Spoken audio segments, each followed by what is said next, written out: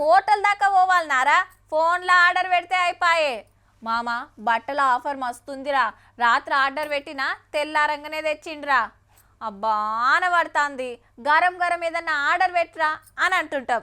ఇప్పుడు జమానా మొత్తం ఆన్లైన్లోనే నడుస్తుంది మరి. కానీ అవి కంపెనీళ్ళు, షాప్ వాళ్ళు, హోటల్ వాళ్ళు తెచ్చియారబ్బా. నడిమిట్లో కొందరు ఉంటారు, వాళ్ళకున్న తిప్పలు అవి తీరుస్తానికి జరుగుతున్న పనే గీ వార్త. ఇంట్లో కూకొని మనం ఆర్డర్ పెట్టి మనం చెయ్యి కూకునే లోపల గరం గరం పార్సల్ వస్తుంది. ఇప్పి పరాకతిగా తింటాము.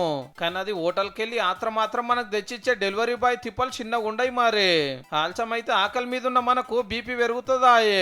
టార్గెట్లు కొట్టాల్సిన పరిస్థితిలో కొంచెం స్పీడ్గా వెళ్ళడము, రైడర్స్ సిగ్నల్ జంపులు చేసుకుంటూ కొన్ని ప్రమాదాలు జరుగుతున్నాయి.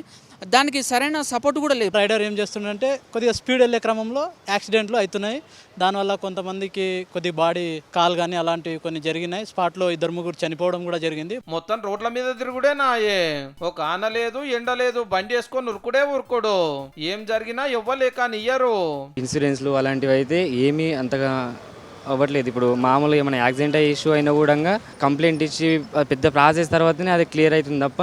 స్విగ్గీ, జొమాటో వాళ్ళలే కాదు, ర్యాపిడో, ఓలా, ఊబర్ క్యాబులు నడిపేటోళ్ళు, ఇంటికి సరుకు సౌదులు తెచ్చిచ్చేటోళ్ళ పరిస్థితి కూడా ఇంతే. పైసలు తక్కువ, కష్టమే ఎక్కువ.